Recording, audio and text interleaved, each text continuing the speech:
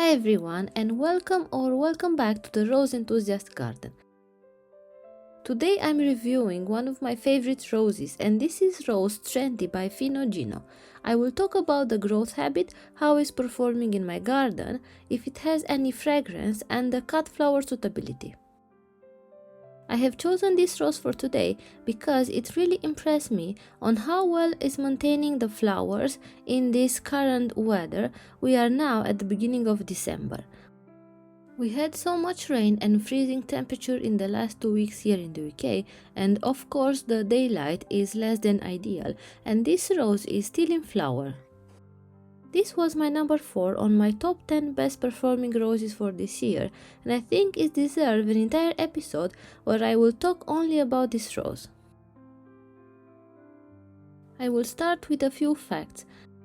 This rose was introduced in 2021 by Pheno Geno Roses, a company based in Serbia and Netherlands that is not very well known, especially here in the UK, but they are growing their presence in Europe.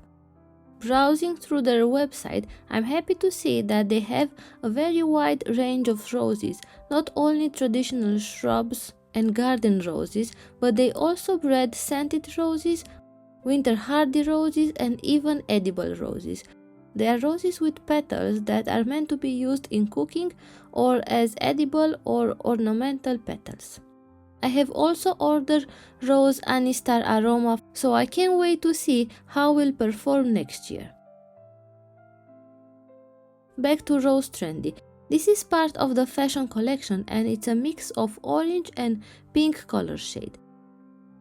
I fell in love with this rose because it's extremely floriferous. Flowers of this rose are borne in large clusters. Petals are soft and slightly ruffled in appearance. This is a well-branching and bushy variety, very healthy and easy to maintain. It is also suitable for growing in pots or in the garden in a sunny position. This particular rose that I'm showing to you, I purchased it this year from a local garden center at the end of May, and was something new that I never seen before. It's a medium-sized shrub, so I decided to plant it in a pot. It has a very nice and compact shape, and the leaf health is on point. It has thick dark green leaves. The foliage looked great even in October. Only in November it started showing signs of yellowing and black spot, which is absolutely normal for this time of the year and the weather that we had this month. In regards to flower and fragrance, the blooms are a medium size, around 7 cm, and they are a beautiful mix of oranges, pink and coral. As it ages, the petals are lighter in color, a light pink, but the underneath of the petal goes to a reddish color. And because it has so many flowers and they can be at different stages, at one time you can see the rose having many colors. For sure, roses that are having this color combination are my favorite. Petals are slightly ruffled and they stay in a slightly cup shape, they never open completely. In my experience, the flowers last for about 2 weeks and they are very resistant to rain and sun, and we had both this year. We are having plenty of rain now and was behaving very nice in the heat wave that we had this summer. The fragrance is gentle but noticeable, and I'm very happy that the breeder managed to add fragrance on top of all the other characteristics.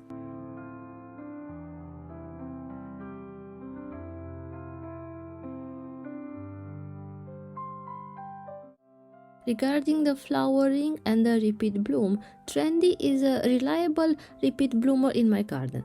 It had multiple flushes this year, and what surprised me the most was how quickly the rose managed to grow new buds and new flowers after one flush was done.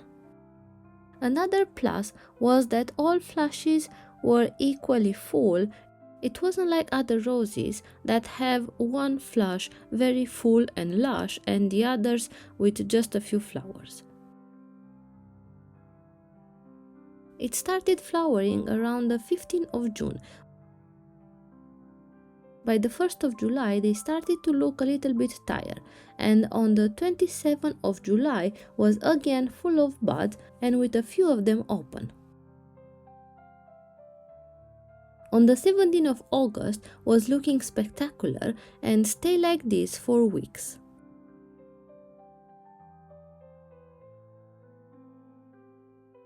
The last flower started end of October, not so many flowers considering the cold weather, but I managed to use a few stems in a flower bouquet together with other flowers from my garden. I will insert here a few images. I am really proud on how this came out considering that is not too much choice in the garden at the end of October.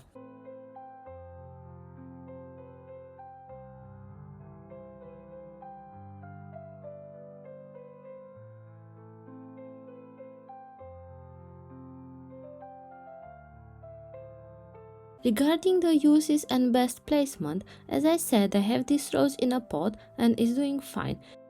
If you want to plant it in the ground, make sure you will put it in the front of the border. You can pair it with peach and apricot flowers, light pink roses, white flower especially single petal types, and soft lavender and lilac tones.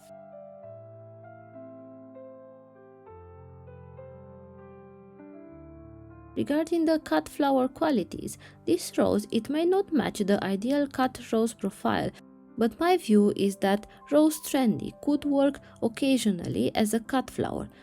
The negatives are, this is a floribunda rose with clusters of bloom and a bushy branching grow habit. This is not growing like a hybrid tea. The stems are too short and they are not ideal as a cut rose. The positives are the long-lasting flowers and the very quick repeat flowering during the summer. This is more a garden rose, but you can use it as a cut flower if your project doesn't require very long stems.